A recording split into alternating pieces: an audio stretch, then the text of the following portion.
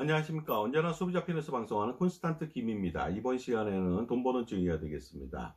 결혼해서 잘 살다가 이혼하는 경우가 있습니다. 그랬을 때 부동산을 만약에 위자료나 아니면은 재산 분할로 받게 된다면 세금 폭탄을 피할 수가 없을 수도 있습니다. 거기에 대해서 알아보도록 하겠습니다. 그러니까 현명하게 이혼할 때도 절세 전략을 세울 필요가 있겠죠. 흔히들 우리는 이혼할 때 파경을 맞았다고 합니다. 파경이라고 하는 것은요, 바로 한자에서 보다시피 거울이 깨졌다는 소리입니다. 깨진 거울이라는 소리죠. 마치 깨졌기 때문에 이혼을 암시하는 것 같지만 사실은 그렇지 않습니다. 과거에 파경이란 말은요, 고사성어에서 유래됐죠. 파경중원이 되겠습니다. 그 소리는 뭐냐면요, 거울을 깨서 각자 헤어지면서 징표로 가지고 있다가 나중에 만나서 거울을 붙여서 서로 부부임을 확인하자, 이런 뜻이 되겠습니다. 결국은 뭐냐면요, 그 거자필반이란 말 있지 않습니까? 회자정리 거자필반. 그래서 헤어진 사람은 나중에 만나게 된다. 이것처럼요, 부부가 강압에 의해서 어쩔 수 없이 헤어지게 됐을 때 거울을 깨서 반쪽으로 만들어서 나중에 부부임을 증표로 삼기 위해서 다시 만남을 약속한다. 그렇기 때문에 이혼하고는 전혀 반대의 뜻이 되겠습니다. 하지만 이것이 오역돼 갖고 지금은 파경이 마치 이혼한 것처럼 생각하고 있는데 원뜻은 절대 그것은 아닙니다. 어쨌든 이혼 시에는요, 부부 경제 공동체에서 같이 일궈놓은 재산에 대해서 어느 일방의 이름으로 소유권이 등기됐다 하더라도 이혼하게 되면서 각자 남이 되다 보니까 재산 분할이나 아니면 위자료를 지급하게 됩니다. 자, 여기서 한 사람 이름으로 재산권이 다, 소유권이 다 등기됐다 하더라도 재산 분할이 가능하다는 것이 되겠습니다. 우선 그럼 재산 분할에 대해서 알아보도록 하겠습니다. 재산 분할이라고 하는 것은 반드시 이혼을 전제로 해서 재산을 나누게 됩니다. 쌍방의 협력으로, 부부 쌍방의 협력으로 취득한 재산에 대해서 나누는 것이 되겠죠. 그러다 보니까 최대 50%까지 나눠질 수가 있습니다. 기여도에 따라서, 결혼 기간에 따라서, 나이에 따라서 좀 달라질 수는 있겠습니다만은요, 나이가, 결혼 기한이 오래됐고 나이가 많고 기여도가 높다면 그만큼 재산 분할 금액은 더 많아질 것으로 보입니다. 하지만 보험금을 받았다든가 손해배상을 받았다든가 아니면 복권당첨금 같은 경우는 분할 대상이 아닙니다.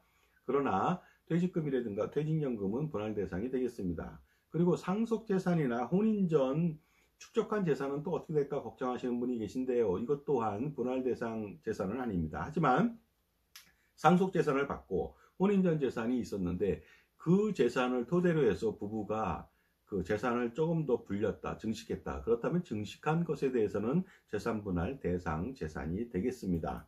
재산분할 시 세금을 좀 알아보도록 하겠습니다.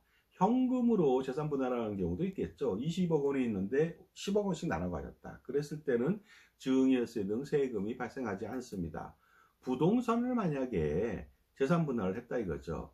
A 부동산, B 부동산이 있는데 다 남편의 소유입니다. 그랬을 때 B 부동산을 아내한테 재산분할로 줬다 이거죠. 이랬을 때는 당연히 증여세는 발생하지 않습니다. 물론 양도세도 발생하지 않습니다. 왜냐하면 원래 자기 것을 가져가는 것이기 때문에 양도로 보는 것이 아니죠. 이때 양도세나 증여세는 발생하지 않지만 받는 사람은 취득세를 내야 되겠습니다. 취득세 특례에 따라서 취득세는 경감됩니다. 1.5%고요. 지방교육세 0.3%, 농특세 0.4%만 내면 되겠습니다. 그 정도만 내면 바로 부동산을 취득할 수가 있죠. 그 다음에 재산분할에 의해서 부동산을 취득할 경우에는 재산분할 청구에 의해서 소유권 이전이라고 명시하면서 등기를 하면 되겠습니다. 그러다 보니까 취득 시기는요, 양도세가 발생하지 않았잖아요. 이혼 시점의 양도로 봐서 만약에 양도세를 과세하게 된다면 그 금액이 취득가액이 되겠지만 양도세가 없기 때문에 원래부터 자기 재산을 분할한 것이라서 취득 시기는 부동산을 주는 최초 사람의 취득일자가 취득 시기가 되겠습니다. 그래서 양도세가 없는 대신에 취득일자는 옛날 것을 따라간다는 것이 되겠습니다. 하지만 재산분할을 통해서 세금이 꼭 없는 것은 아닙니다. 과도한 재산분할은 과세대상, 증여세 과세대상이 될 수가 있는 것이죠. 조세회피 목적으로 많이 줬을 때가 되겠습니다. 하지만 법원 판결에 의해서 재산분할액이 책정됐다면 그 금액이 많다 하더라도 증여세 등 과세대상 해당 사항은 없습니다. 그리고 이번에는 위자료로 주는 경우도 알아보도록 하겠습니다. 현금 같은 경우를 위자료로 줬을 때는요, 증여세 등 세금이 없습니다. 참고로 우리나라 위자료는요, 뭐 귀책 사유가 있다든가 이러한 그 문제를 발생시켰던 배우자가 아닌 사람한테 위자료를 지급할 때도 사실상 위자료 금액은요 1,000만 원, 2,000만 원, 3,000만 원 정도밖에 안 됩니다.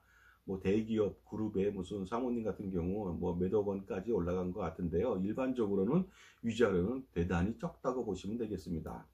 그런데 현금 같은 경우 위자료 준다면 당연히 세금은 없는데 부동산을 위자료로 준다면은 그 위자료를 주는 시점에 양도한 것으로 봐서 양도세를 과세하게 됩니다. 그리고 받은 사람은 유상 취득으로 봐서 취득세 3.5%하고 지방교육세 0.3%를 또 그 내야만 되겠습니다.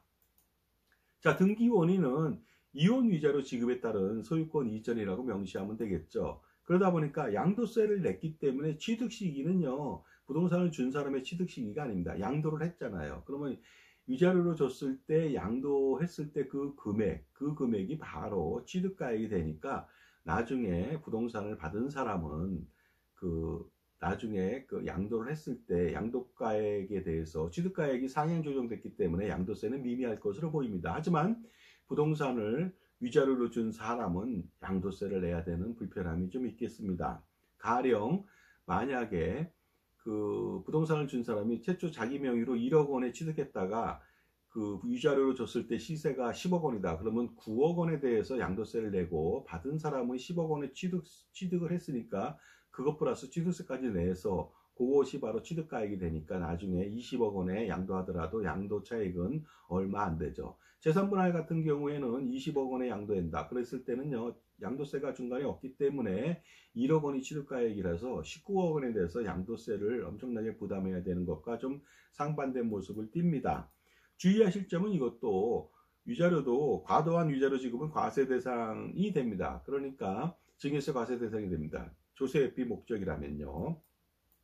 지금까지 제 정보가 도움이 되신다면 무료 구독하고 좋아요 부탁드리고요. 멤버십, 회원가입을 통해서 보다 다양한 혜택 받아보시기 바랍니다. 현재 450여 편, 60여 편의 동영상 프리미엄 서비스가 멤버십 골드 회원들한테만, 그 이상 회원들한테만 오픈되어 있거든요.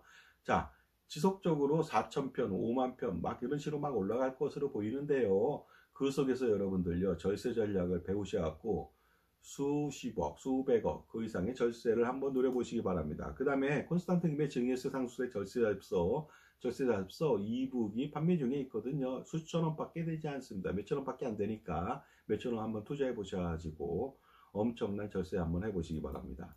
자, 그런데요, 재산분할로 부동산을 받는 경우, 그렇다면 추후 양도할 경우 양도세는 폭탄을 맞을 수가 있는데 과연 어떻게 되는지 알아보도록 하겠습니다.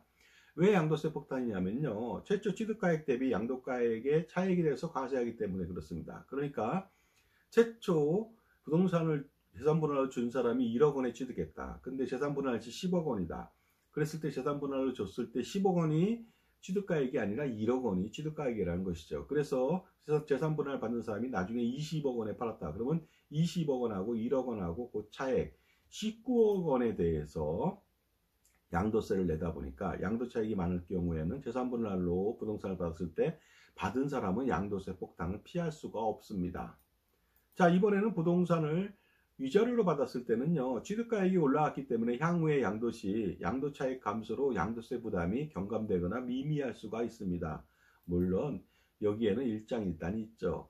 그 나중에 팔았을 때 양도세는 미미하지만 위자료로 줬을 때 양도세가 많이 발생할 수 있다는 단점이 있습니다.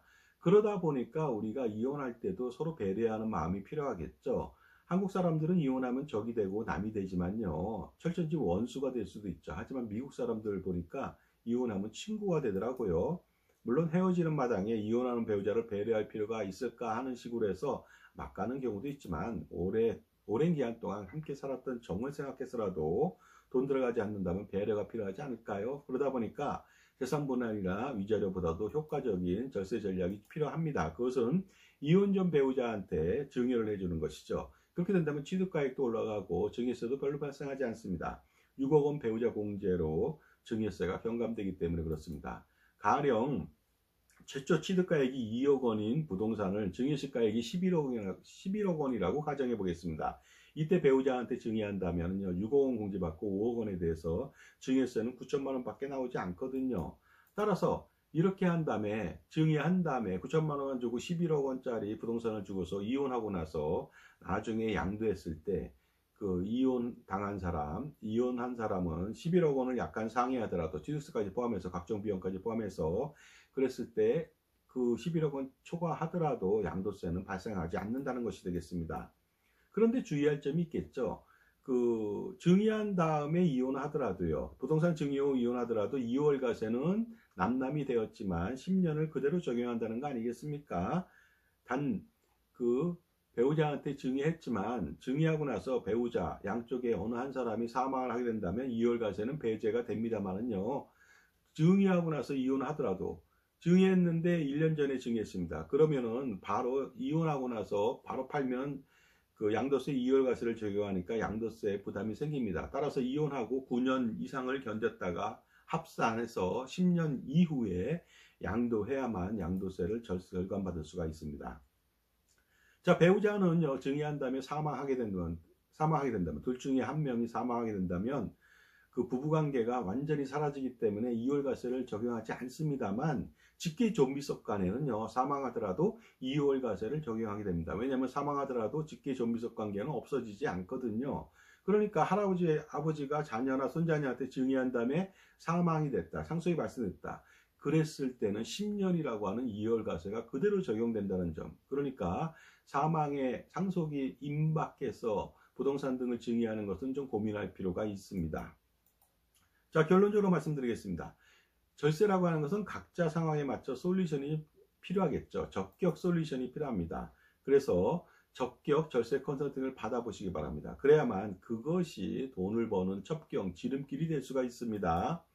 자, 자산가라면 엄청난 고민 많은데 이거 단 한 방에 해결할 수 있습니다. 콘스탄트 김의 NGP 플랜이 바로 그것이죠. 할아버지, 아버지, 손자녀 3대에 걸쳐서 무려 100년 동안, 아니면 200년, 300년, 400년 동안에 세금우산을 펼쳐서 제공하면서 그 3대, 4대, 5대, 6대까지 지속적으로 향후에 어떠한 극악무도한 정권이 들어서서 가렴지구를 더 횡행하더라도 안전하게 재산을 지키고 불릴 수 있고 절세할 수가 있습니다. 그 이한 돈의 미래 가치로 수백억, 수천억 그 이상이 되겠죠. 그러니 당연히 콘스탄트 김의 NGP 플랜을 실행할 필요가 있습니다. 그 실행하기 전에 궁금한 점은요. 그 컨설팅이나 상담을 받으셔야 되는데 2025년도 을사년을 맞이해서 한 달 동안에 콘스탄트 김의 NGP 플랜에 대해서 상담할 경우, 컨설팅할 경우 무료로 해드리니까 이 기회를 놓치지 마시기 바랍니다.